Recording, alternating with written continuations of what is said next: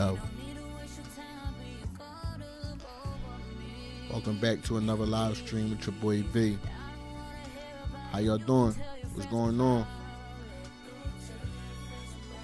Welcome back, y'all. Good to see y'all again. How's everybody today? The night, actually. Life be lifing, right? What's up? What's up? What's up? Back in here with y'all again. You know, life moving. Life be moving fast. It's going. You know, so make sure you don't waste no time. This ain't the time to waste no time right now. You feel me? Join this live real quick. Tap in.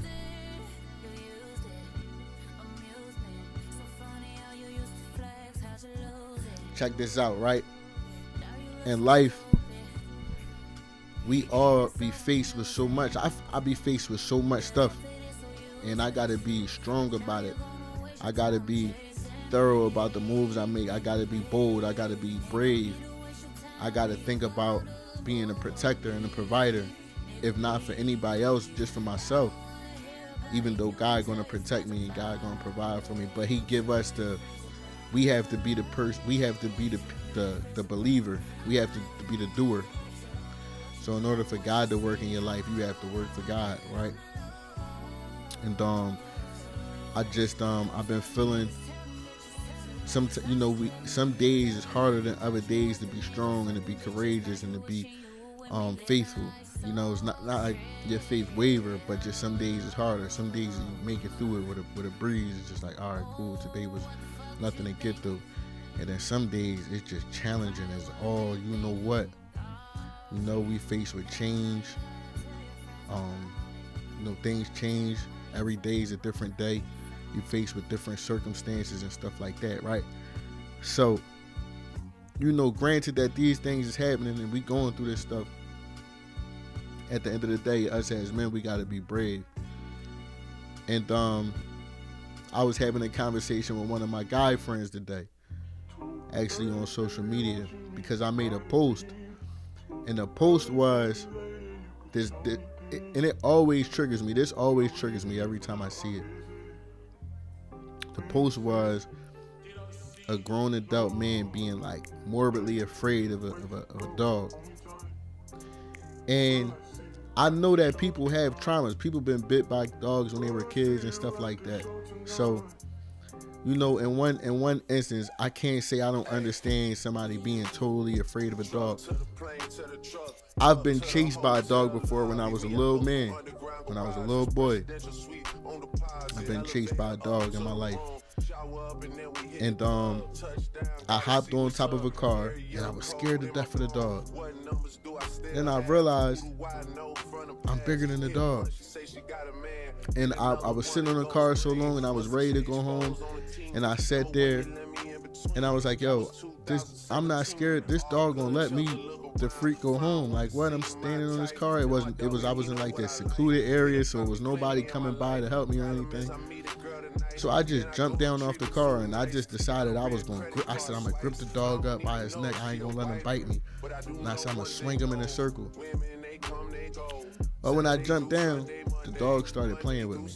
Like, it started licking me. It wound up following me all the way home. And I ain't just making this story up. This is real. So, in life, everything, I said this before, in life, everything that I ever been afraid of, it came to me. It's like almost when you're afraid of something, it presents itself to you. And having fear is like you learn to, when you learn to face them, when you learn to face your fears, you start to not be afraid of facing your fears. Like, is that like an oxymoron or whatever? Like, sometimes facing your fears can in and of itself be a fear. Like, you know what? I'd rather be in a comfort zone and just not face my fears. I'd rather be in a place where, you know, I know what I'm comfortable with, so I don't surround myself in that type of stuff. I don't present myself with certain challenges because I know I'm not comfortable there. That's a fear. That's like a phobia. And so I watched this video of this man and the dog, the woman, she's carrying the dog, and the dog is pretty strong, he's pretty beefy. And so he like breaks free of the woman's control, and the men, they're freaking out and they run. One of them fall. I've seen a video before where a dude, it was like a little puppy, like a little medium-sized puppy dog, and the guy seen the dog and he ran out in the middle of the street and got hit by a car. Now, I'm gonna take this deeper on why that makes me so upset and why you hear me say something like, man, I wish that dog would have bit you. It's because as men, we supposed to be providers. We supposed to be protectors. We supposed to be raised in a manner where we're one with nature, where we supposed to have a relationship with animals. We supposed to be stewards of the world. We supposed to be men like so a dog. It's not even a bear or a tiger or undomesticated animal. But a dog is something that you shouldn't fear. You should have been grown enough to figure out how to interact with a dog. Somebody should have raised you when you was a child to be able to face your fears of being afraid of dogs. Even if you gotten bitten by one before, that's still not an excuse. If you got bitten by a dog, that means that the person that had the dog around you, or it was somebody who trained the dog wrong. It just shows a deep state of misconduct and how men are raised these days. And you think like, all right, so if you that afraid of a dog and you are running the street and get hit by a car, if you that afraid of a dog to where you will run and cower like that, then it makes me feel as an American like, what happens if we go into a state of war and the military is the Chinese military, God forbid, is against us? What's going to happen? Are you going to be so afraid you're going to not fight, help me fight for me and my family? Can I count on the men that's around me? And it makes you have this anger almost, because it's like, wow, it's not men in the world besides a select few who you can literally count on to not be a coward, to not be afraid to face their fears, to not be afraid to stand up to adversity. You be like, man, the guys that I'm around are gonna run from dogs. So all the Asian dudes gotta do, or the Russian military gotta do, is bring some canines, and the men I know are gonna run and be afraid of dogs. Oh my God, the dog's coming! Let alone trying to fight back. So it makes me think on a deeper level. See, most people see stuff like that and be like, oh, and this is how weak America is. This is how bad the system of men is raised, and especially and I just gotta, I can only speak for my own community, the black community. This is how bad black men is raised, and women, to the point where they'll pamper somebody's fear. Oh, well, he has trauma. He's scared. He could have been attacked by a dog as a child. And people love to give pills and excuses and propagate propaganda that hasn't even happened yet. I hate when you go into an office and you're talking with your superior, and they start bringing up stuff that never happened. Well, hey, we're trying to prevent an issue from happening in the future. Whereas if you wear your hat on the floor and this happens, someone could be mad and do this and do these things. And it's like, that hasn't happened yet. So you're using tactics, is manipulation tactics, to like try to defile a person's character. I was on the line, and I was having a conversation with one of the employees, and they pulled me in the office and they said, well, hey, we don't want you to, create a disturbance, and then next thing you know, somebody's in the office complaining about you. And I'm like, as long as I've been here, that's never happened. So that's you propagating this, and it comes from the workforce that we be a part of. People get conditioned by the workforce. People get conditioned by the upbringing, the way they were raised. And it's just like, dang, man, what's going to happen when we need to stick together? What's gonna happen when important situations arise and we need to be not afraid, when we need to be able to face our fears, when we need to confront something, when we need to be in a situation where we stick together? How many men do you really have around you that's going to arise to the occasion? And the sad part is, Jay asked this earlier on Facebook. He said, why is it always the person that's in a wrong or that got wronged always expected to be the bigger man? Pretty much, why am I always expected to say the right things and to take it on the chin? Because the wicked people, they stick together. They face everything head on. They face their challenges, they face their adversities, and they all stick together. It'll be 12 wicked people in a room, and they had a secret meeting in the back. That's why they win. That's why they always prevail, because they have men. But when it comes down to like having righteous people, righteous men that'll stick together and be on teams and be like, all right, look, man, that's my bro. Let's figure this out together. Let's figure out what we're going to do to face this stuff. You never have nobody that wants to do that. You always got people who either is on the left, or you always got people who just cowardly, like, this has nothing to do with me. It's not my business. It's not my problem. And then when we look at being spiritual, right? Because I'm very faithful. I'm very in tune with God.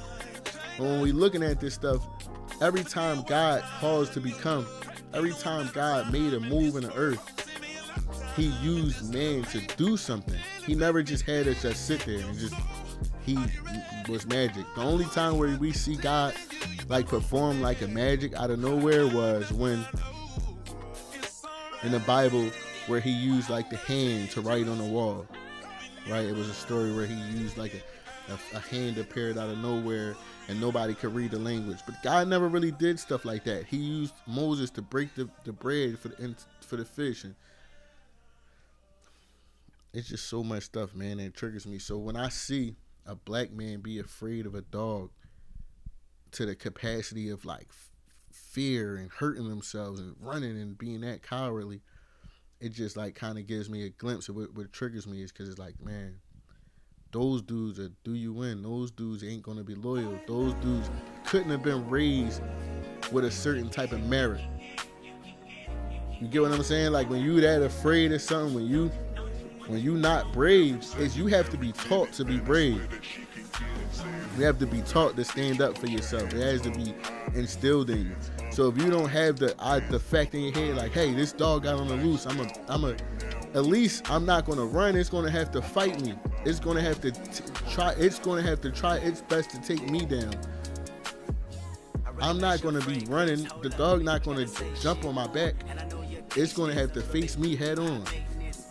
That you have to have that type of mentality as a man in this world, because this joint is hard. Like life is so hard for me. I don't know if it's hard for anybody else, but it's so hard for me.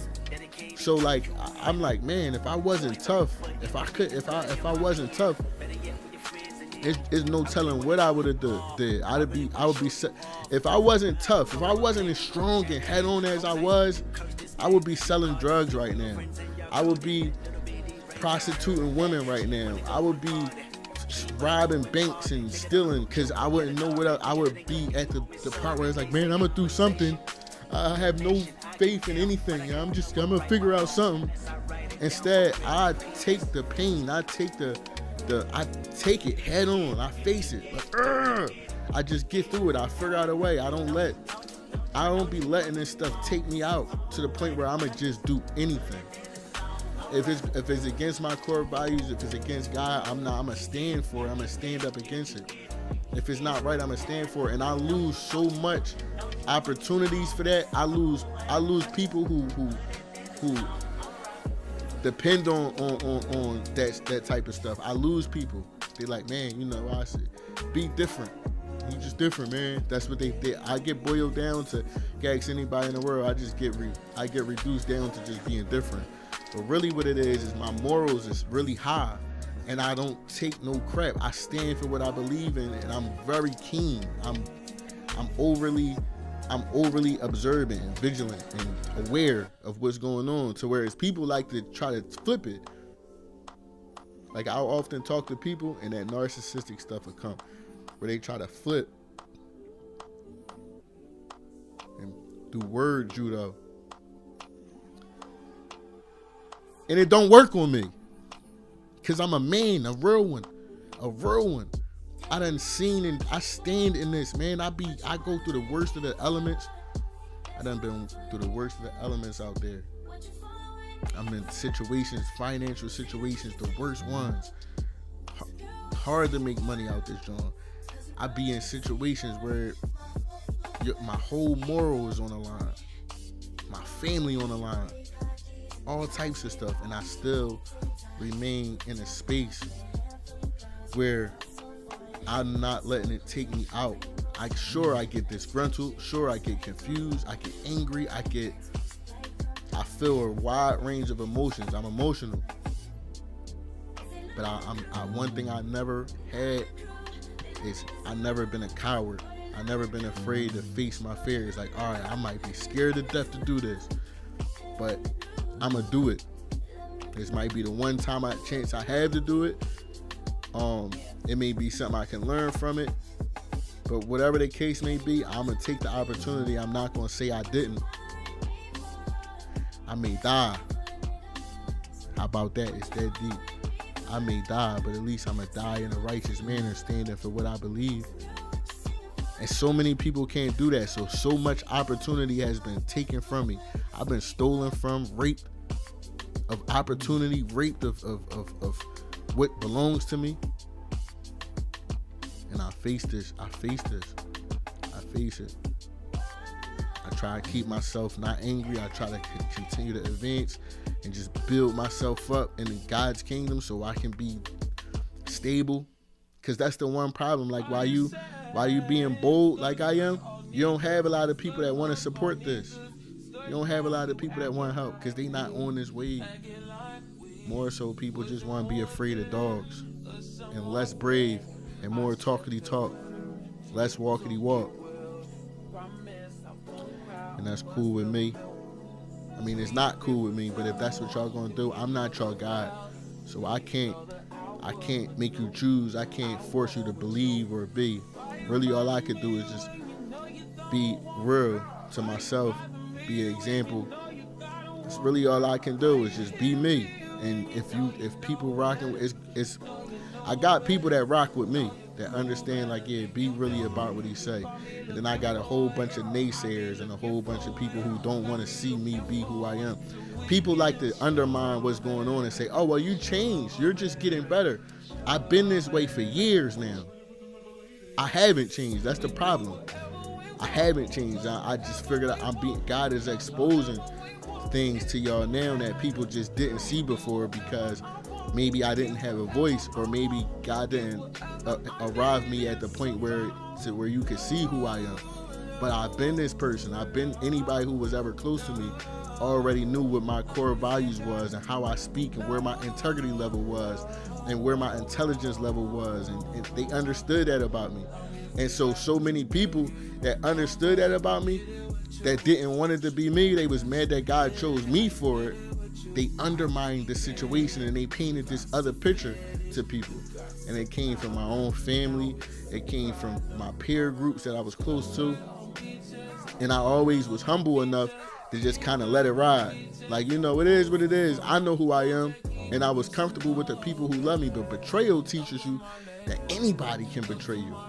And so at some point, God will bring you to the forefront. God will bring you to a point where you have a voice so people can identify who you is. Because I know God probably tired of the fake people. I know it. I know my God. And I know if I'm anything like God, if I just have a tiny mustard seed of who he is, then I know he feel the way I feel. Seeing the things that I see. Having the knowledge. I don't think God would have put me at the vantage point to be able to observe and see what I see if I didn't have a somewhat of his feeling, if I couldn't feel what he feels. But God calls me to be in this space where this vantage point, as I call it, where it's like, dang, like nobody can't lie to me because the truth is too apparent. It's too in my face. It's God put me in this position. There's no other explanation for it. It's not just random. It's not just like, dang, God chose me to be in this position to see the stuff that I see, because I never seen it before. So people might want to, write me off as, oh, he's crazy or he's different. They love to say that. That's why I'm different world. It's so many different entendres that hold. People love to call me different. But it's because my integrity is high. My morale is high. And it's unwavering faith that I embody inside of me, that I don't let people break. It's unwavering faith that I have. So I continue to keep myself planted in that. And it don't matter what's going on around me. And then it becomes a spiritual battle, because spiritually, after everything that I stand up for and stand through, it's like Satan wants to see me fall just as bad as anything else. So he sends all these attacks, and I stand up against him. I stand up against misfortune, betrayal, the elements of the world, uncertainty. I stand against all that stuff. And I think my way out of it, and I pray my way out of it. I make sure that I keep God first, and I always tell myself, only spirit I'm going to be afraid of is disappointing God, or just being afraid of God, having a fear of God. That's really it. And when it comes to the stuff in the world, you're going to be cold tonight. I'm not afraid of it. All right, bring it on. You're going to have to face this if you don't do that. All right, it's cool. Throw me in the A-Shack, Meshach, and the Abednego. Throw me in that joint. It is what it is. You feel me?